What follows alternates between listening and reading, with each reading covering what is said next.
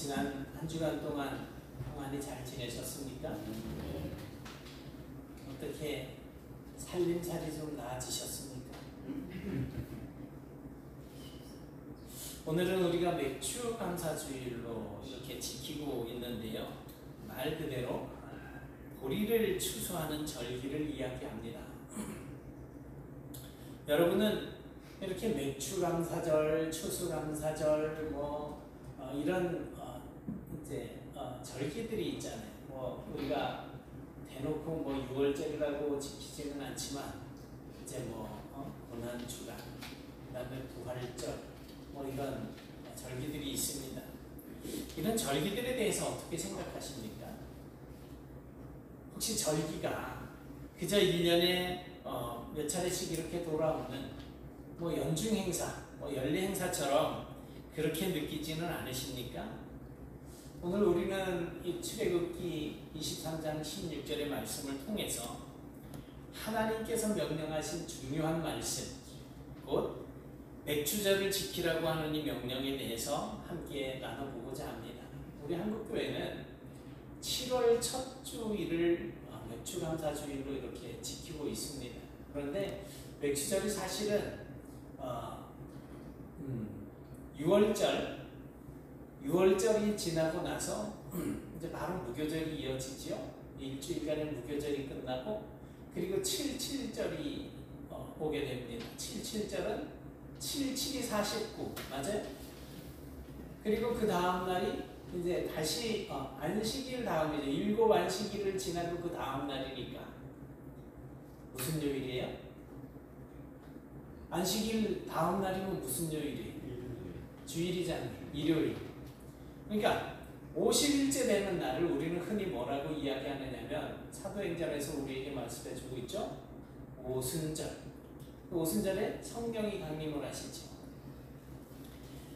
그렇게 이제 절기들이 쭉 이어지는데 사실 우리의 마음속에 좀 전에 제가 말씀을 드렸듯이 이 절기가 필요한 이유가 있습니다. 사람은 시간을 기억하는 그러한 방식으로 인생을 정리한다고 합니다.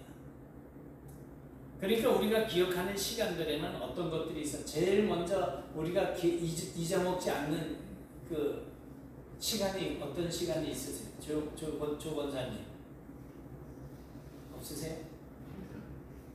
희은 기억 속에서 지워지지 않는 시간. 이거 그냥 지나가면 삐질 수도 있어요. 무슨 생일 그렇잖아요. 엄마 내 생일인데 미역국도 안 끓여서 이러는 거 아니야?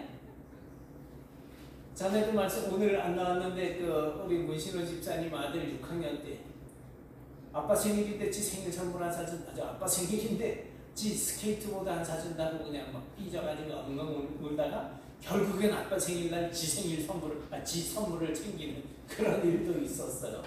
결혼기념일 또 여러 가지 그런 기억하는 날들이 많잖아요. 이제 학교를 입학한 날, 입학한 날, 이런저런 날들. 희은이 첫사랑이 있다 그랬어, 없다 그랬어? 첫사랑을 만난 날, 손을 처음 잡은 날, 이런 거 있을 거 아니에요. 이런 기념일이 없으면 어떤 경우에서 사람들은 자기 인생을 무미건조하다라고 이렇게 생각을 하는 경향들이 많습니다. 마찬가지로 하나님께서도 이스라엘 백성들에게 그들의 신앙과 어떤 하나님께서 그들을 구원해 주신 그런 역사를 이 바로 절기라고 하는 시간들을 통해서 기억하게 하셨다는 거예요. 이스라엘 백성들에게 있어서 6월절은 무엇을 기억하는 절기일까요? 6월절에 무슨 일이 있었어요? 애굽에서 종살이를 하던 이스라엘 백성들을 하나님께서 그 장자들의 죽임을 통해서 드디어 애굽의 바로가 이 이스라엘 백성들을 자기 나라에서 그냥 막 몰아내듯이 내보내잖아요. 그래서 6월절 하면 이스라엘 백성들은 하나님께서 자기들을 애굽에서 구원해 주신 날로 기억을 하게 되는 거죠. 그러니까 애굽으로부터의 해방을 기억하는 날입니다. 그리고 초막절은 이 출애굽 이후에 광야에서의 생활을 이제 생활하는 과정 속에서 하나님께서 자기들과 동행해 주시고 공급해 주시고 지켜 주시고 보호해 주시고 인도해 주시는 이런 것들을 기억하는 절기가 바로 초막절입니다. 장막절. 그리고 맥추절은 이제 그들이 가나안 땅에 들어가서 씨앗을 뿌리는 농경사회로 이제 접어들어요. 그전에는 목축하고 노예 생활하다가 이제 원래는 그 이스라엘은 조상 때부터 양을 치던 그런 일들을 하고 있었잖아요. 그런데 그들이 가나안 땅에 들어가서 이제 농사를 짓게 돼요. 가나안의 그 문화를 받아들여서 농사를 짓게 되는데, 그렇게 자기들의 수고를 통해서 씨앗이 뿌려지고 그런 열매 위에 하나님께서 그 열매가 우리에게 주어지게 하도록 은혜 베풀어 주신 것을 기념하는 절기입니다. 물론 여기에 대해서는 좀 더 깊은 이야기를 나눠볼 필요가 있겠지만 오늘은 아닙니다. 그것까지 다 하면 시간 많이 걸린다고 설교 좀 짧게 좀 해주세요 그랬단 말이에요. 그러니까 그거는 그냥 간단하게 지금 넘어가고요. 현대인들의 신앙은 어떻게 보면 마치 기억상실증에 걸려있는 것 같습니다. 사실 우리는 살아가는데 너무나 바빠요. 솔직히 하루하루 살아가는 것이 힘겹기는 하지만 그렇게 힘겨운 상황 속에서도 우리가 수고한 것에 대한 열매를 챙기는 것은 당연하다라고 생각을 합니다. 여 앞에 우리가 그동안 체리나무를 알고 있었는데 지금 보니까 자두가 뻘겋게 익어가고 있어요. 때가 되니까 산딸기를 따먹다가 산딸기 이제 다 떨어질 때 되니까 자두가 있네요. 이거 익고 나면 그 다음에 또 따먹을 과일들을 뭘 갖다 연구해서 좀 심어놔야 될 것 같아요. 그거 한 그루 보고 우리가 참 그냥 마음이 그냥 두근반 세근반 하는 거예요. 저게 도대체 무슨 맛일까?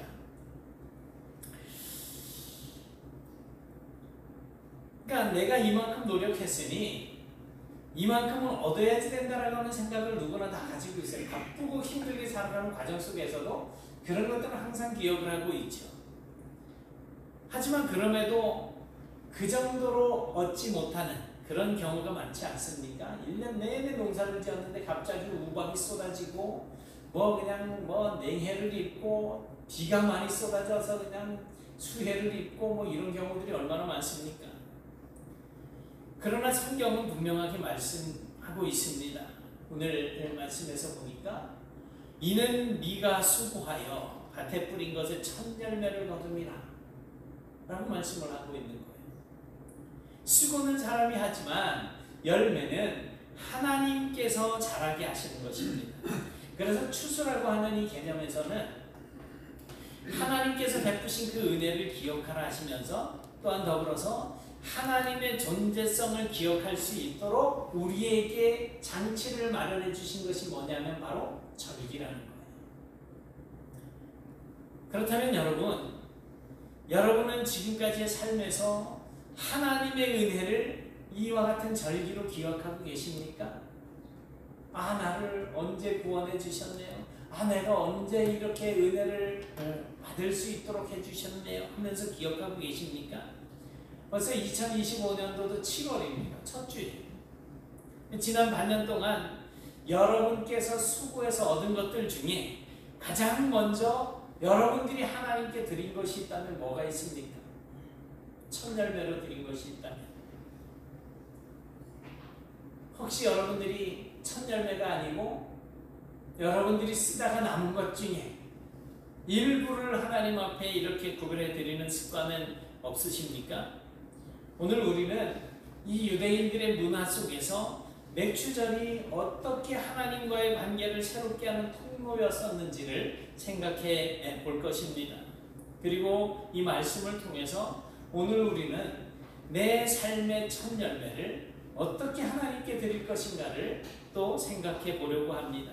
그래서 이 설교를 통해서 저와 여러분이 내 시간에 처음을 하나님께 드리는 자, 소득에 처음으로 하나님께 드리는 청지, 그리고 마음의 처음을 하나님께 드리는 그러한 하나님의 백성들이 되실 수 있기를 축복합니다.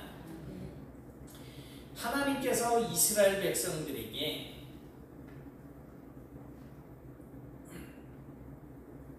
명령하신 이 맥추절은 추수의 절기라고 불렸습니다.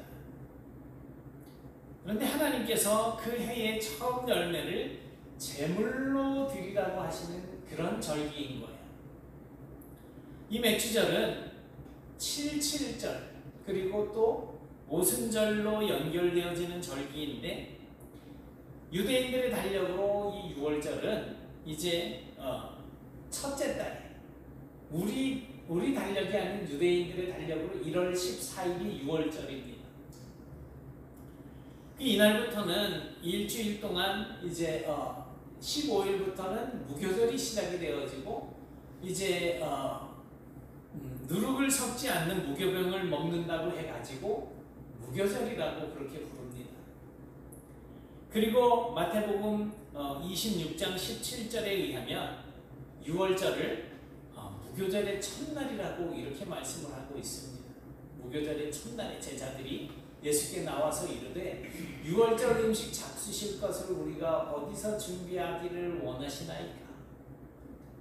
그러니까 6월절을 무교절의 첫날이라고 그렇게 이야기합니다.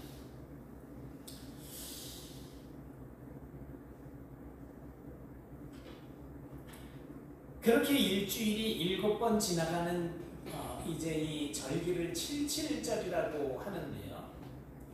그래서 이 맥추절은 쭉 연결되는 7.7절과 오순절 절기의 시작 부분에서 진행되어졌던 그런 절기였습니다.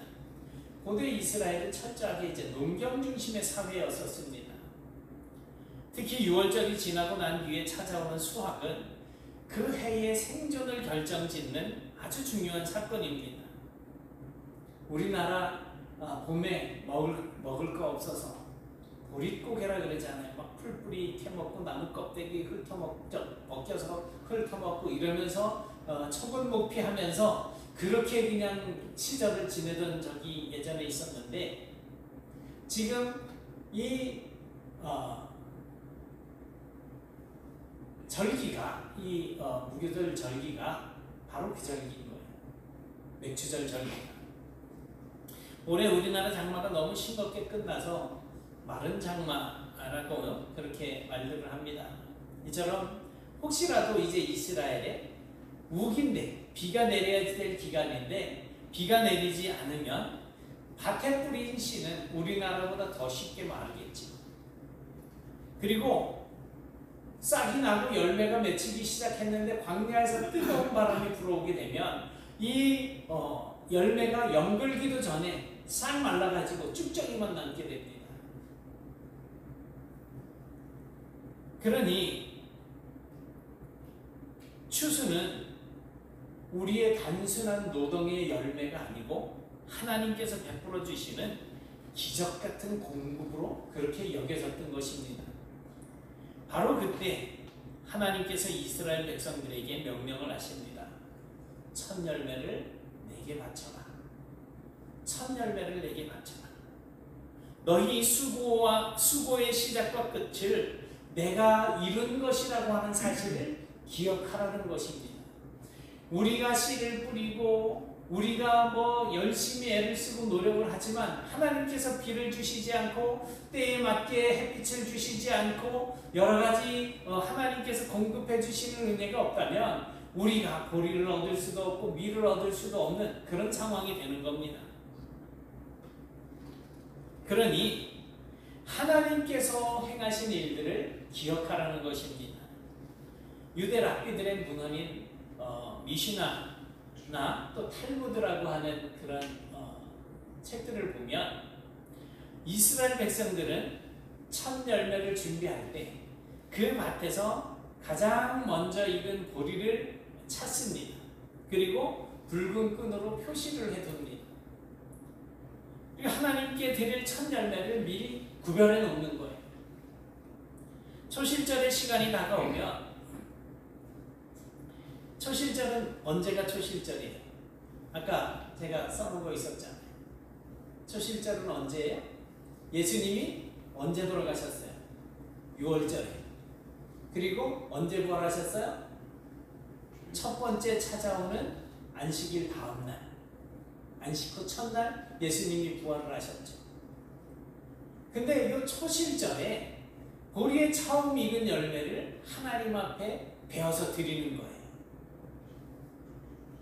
예수님이 첫 열매로 이제 드려졌고, 또 사흘 후에 첫 열매로 부활을 하시는 거죠.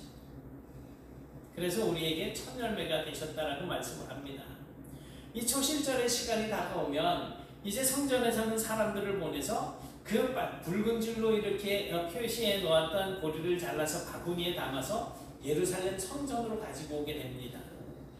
그리고 그 첫 열매가 성전에 도착하면 레위인과 제사장들이 환영하면서 신명기 26장의 고백을 하게 되는 거예요. 이런 고백을 합니다. 내 조상은 유리하는 아람 사람이었으며 여호와께서 나를 인도하시고 이 땅을 주셨나이다. 이런 고백을 하는 거예요. 그 후 제사장은 그 열매를 성전 마당에서 볶아서 찧어서 가루를 만들고 거기에 기름과 유향을 섞고 또 거기에 다시 한 움큼 집어서 그것을 집어다가 번제단 불 위에다가 이제 태우게 됩니다. 그것이 바로 초실절 예식이었었어요. 여러분, 하나님께서 이 모든 이스라엘 가운데서 첫 열매를 요구하시는 이유는 그 양이나 품질 때문이 아니라 무엇을 가장 먼저 하나님께 드리는지를 보고자 하시는 것이었다고 할 수 있습니다. 그래서 초실의 열매를 하나님 앞에 드리는 사람들은 자기 밭에서 가장 먼저 익는 그 열매를 표시해 놨다가 그것을 베어서 하나님 앞에 제물로 드리는 거예요. 처음 것이 하나님의 것이라고 한다면 나머지도 거룩하다라는 거죠. 그러니까 처음 것, 장자. 이스라엘 백성들이 장자를 하나님의 것으로 인정을 하잖아요. 6월절 이후에 이제 처음 난 건 모두 다 하나님 거예요. 그래서 처음 것이 거룩하면 나머지는 다 거룩하다라는 거예요. 그런데 이 원리는 오늘날 저와 여러분에게도 동일하게 적용이 되어져야지 됩니다. 그래서 여러분들이 하루의 첫 시간을 하나님께 구별해 드리면 나머지 시간도 거룩한 시간으로 보낼 수 있는 거예요. 그리고 여러분들의 소득의 첫 몫을 하나님께 드린다면 여러분들의 나머지 몫도 다 거룩해질 수 있다는 것입니다.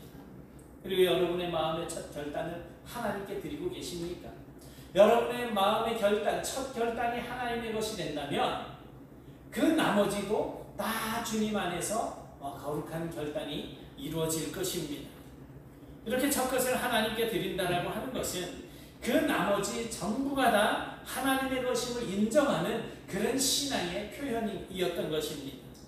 그러므로 저와 여러분의 첫 것을 하나님께 드린다라고 하는 의미는 나머지 모두가 다 하나님으로부터 온 것임을 고백하는 그런 내 믿음의 고백의 의미가 되는 것입니다.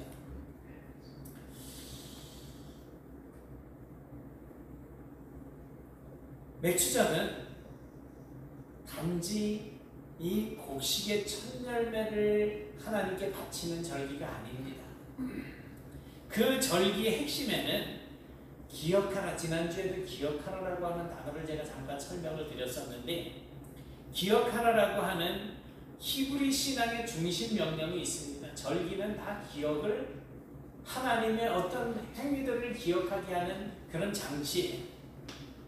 그러니까 하나님께서는 이스라엘 백성들에게 정말 수없이 반복해서 말씀을 하셨습니다. 너는 기억하라. 네가 애굽 땅에서 종이 되었던 것을 기억하라. 너는 기억하라. 여호와께서 너를 광야에서 인도하신 것을 기억하라. 기억하라는 거예요.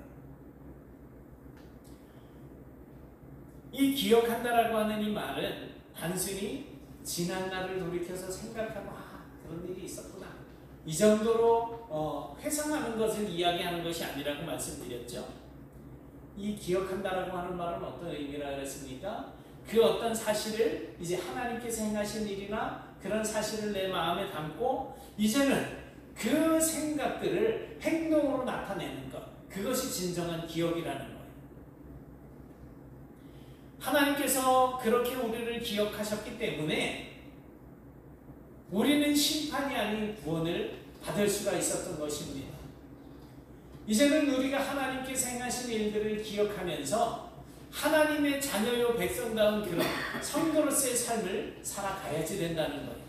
그래서 우리가 우리를 구원하시고 인도하시고 공급해 주시고 채워주시고 도와주시는 이 하나님을 기억하지 않는다면 결국 우리의 인생은 어떤 인생을 살게 될까요? 나 중심적인 삶, 이기적인 삶을 살 수밖에 없는 것입니다. 그래서 이 맥추절이라고 하는 이 절기, 이런 절기들은 바로 그 기억의 신앙을 훈련시키기 위한 하나님의 장치였던 것이라고 생각할 수가 있습니다.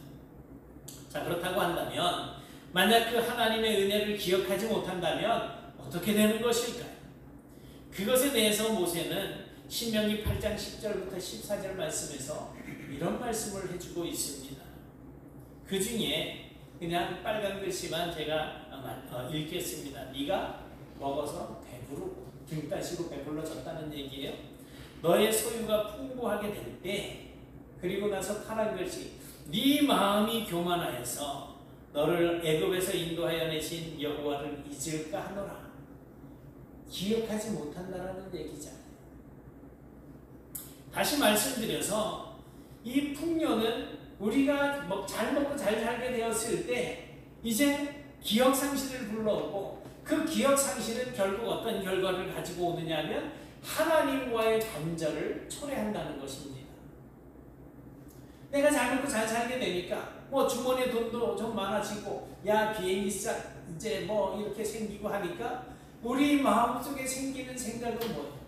야 이번에 딸들하고 일본을 가자는데 한번 갔다 오지 뭐. 네? 왜 웃어요? 아니 딸이 그런 게 아니에요. 맞아요?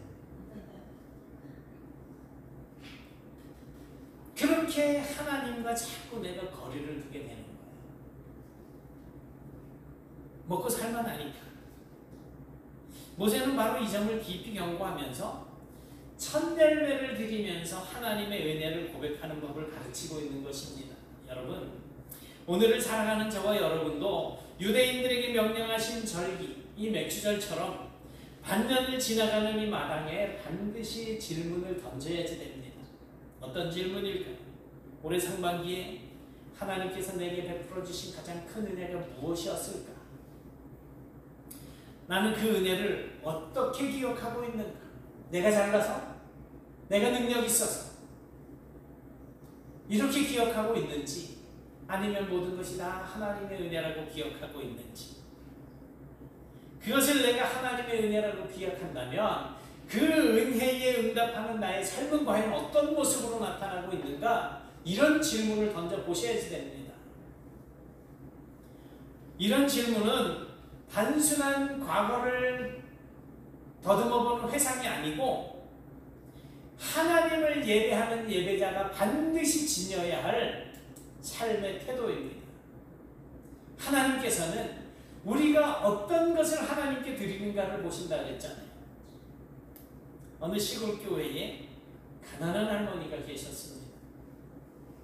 그분은 매주 이제 품팔이를 해서 품삯으로 받은 이 쌀 한 대를 하나님 앞에 가장 먼저 드렸습니다.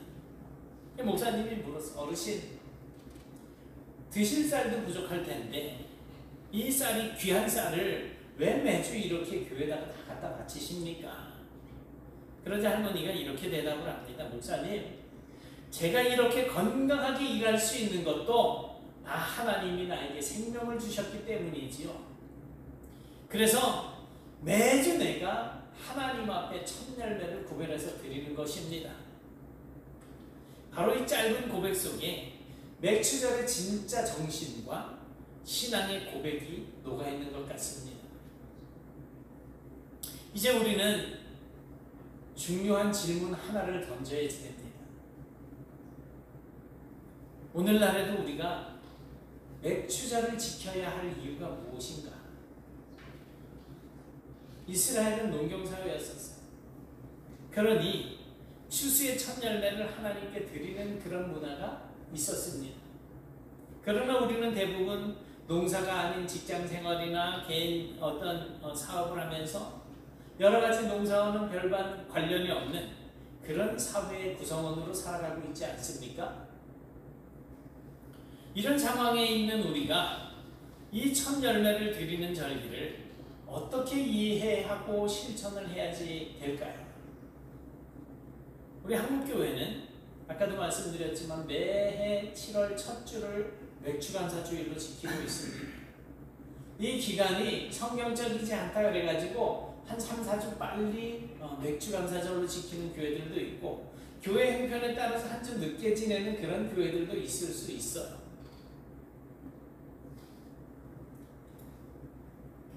하지만 때때로 성도들에게 있어서 이 맥주절과 같은 이러한 어떤 감사의 절기는 어떤 날로 여겨지십니까? 그냥 특별하게 한 번 더 감사헌금 드리는 날, 이렇게 생각하기 쉽다는 거예요. 아니면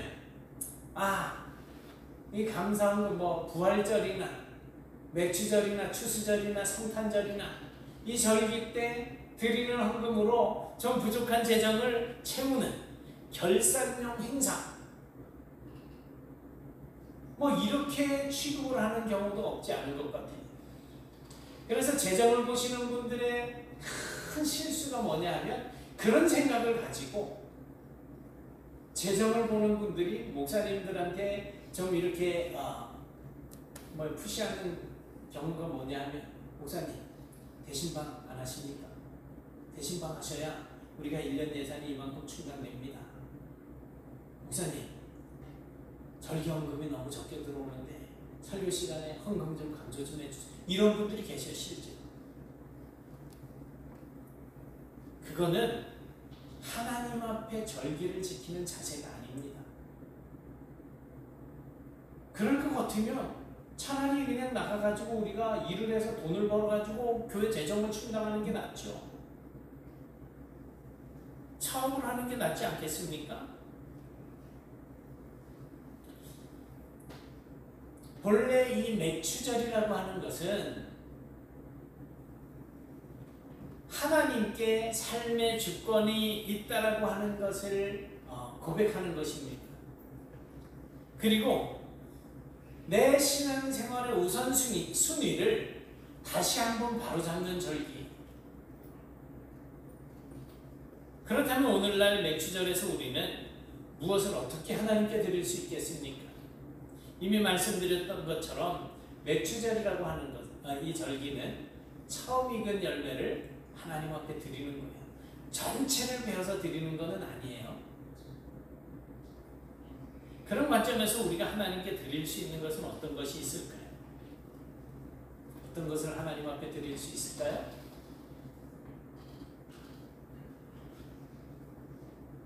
시간. 첫 시간을 드리는 거예요. 시간의 첫 열매. 한 해 시작을 하나님 앞에서 기도로 하십시오. 일주일의 시작을 하나님 앞에 예배로 구별하십시오. 시간은 절대로 되돌릴 수 없는 자산입니다. 그러나 하나님께 드린 시간은 절대 헛되지 않습니다. 두 번째로 감사의 첫 고백을 드리시라는 거예요.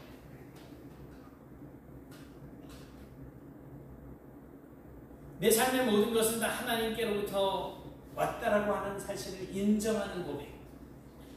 비교하고 불평하고 원망하는 것보다 먼저 하나님께 내 형편은 진짜 요만하지만 그러나 우리 입에서 왜 저 사람보다 나는 이렇게 못합니까가 아니라 하나님 나에게 요만한 거 주심을 감사드립니다라고 그렇게 고백을 할 수 있어야지 된다는 것입니다. 그게 신앙 소득의 첫 열매인 거예요.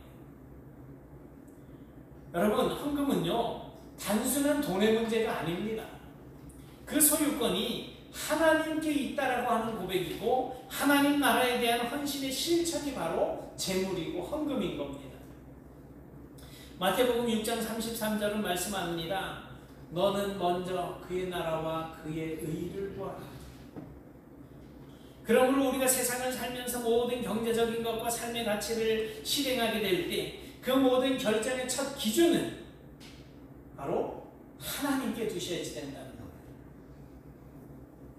자녀의 진로, 사업의 방향, 인간관계의 어떤 내가 해야 할 모든 선택 등등 그 모든 결정의 기준은 내 생각이나 나의 어떤 지혜나 지식이 아니라 하나님의 말씀이 되어야지 된다는 것입니다. 우리 민영이가 처음에 이제 현대 그린 푸드에 입사를 했어요.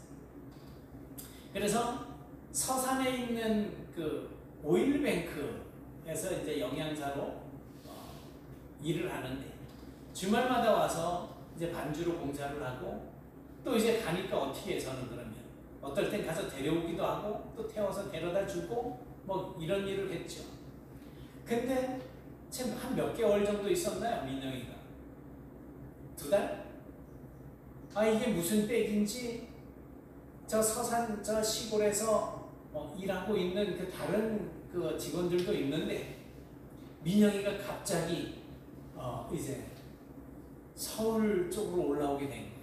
김포에 있는 현대정밀인가 하는 그 이제 거기에 식당으로 이제 이렇게 나가게 되는데 이 현대 오일뱅크에서 근무하는 다른 이 영양사나 그 직원들 그보다 이제 뭐 직급도 높은 대리나 뭐 이런 사람들 민영이한테 야 너는 정말 좋은 백이 있는 것 같다. 어떻게 금방 그렇게 여기서 떠나서 김포로 갈 수가 있느냐 이런 얘기를 했다고 해요. 그래서 제가 얘기했죠. 야 백도 그런 백이 없지. 우리 아버지 같은 백이 어디 있냐. 이제 그런 얘기를 했어요. 네. 근데 이 아이가 이제 그 현대오일뱅크 거기에서 영양사 일을 하면서 첫 달 월급을 받았어요. 한 200만 원 조금 넘었을 거예요. 첫 월급이. 제가 야 그거 하나님 앞에 다 드려. 천년내라고. 아빠가 깡패 목사 깡패 다 드려. 찍소리도 안 하고 드리더라고요.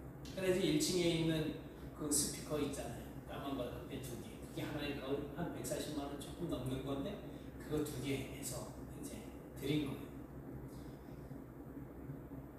마침 1층에 이제 리모델링 하고 나서 뭐 스피커가 필요도 하고 하니까 이제 그걸 샀죠. 이래저래 이제 뭐 그냥 잘 쓰고 있잖아요. 2대 살 돈이 안 되니까 사모님 주머니도 털어서 같이 이제 이렇게 했던 거예요. 정말 하나님 앞에 본인이 아빠의 이야기를 듣고 믿음으로 자기의 첫 월급을 그냥 몽땅 털어드렸더니 2달 정도 만에 김포로 이제 올라가게 되고 지금은 그 자기보다 먼저 입사한 사람들보다도 더 빠르게 대리로 진급을 해가지고 뭐 대리로 진급을 하니까 월급도 더 많아지고 하죠. 은성이도 이제 치과에서 근무를 하면서 첫 월급을 탔어요. 그래서 은선이한테도 너도 드려. 그래가지고 드렸어요. 그치 한 3년 정도 저는 제 기억에 2년 일했다라고 생각했는데 어제 이제 우리 사모님한테 물어보니까 한 3년 됐다는 거예요. 그리고 돈 좀 모으더니 캐나다로 폈잖아요. 갈 때 뭐 비즈니스석까지 사가지고선 피더니 그저께 새벽에 화장실에 앉아있는데 6시쯤 됐나? 카톡에 그 우리 가족 톡방에 문자가 딱 올라왔어. 영주권 나왔다고.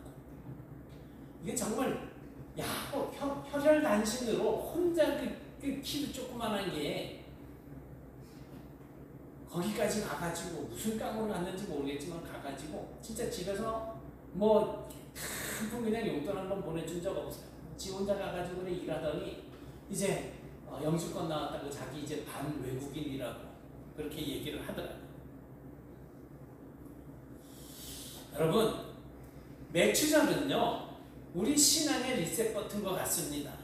우리는 절기를 통해서 믿음의 방향을 다시 한번 설정을 해야지 돼요. 내 삶의 중심이 하나님인가 아니면 나인가?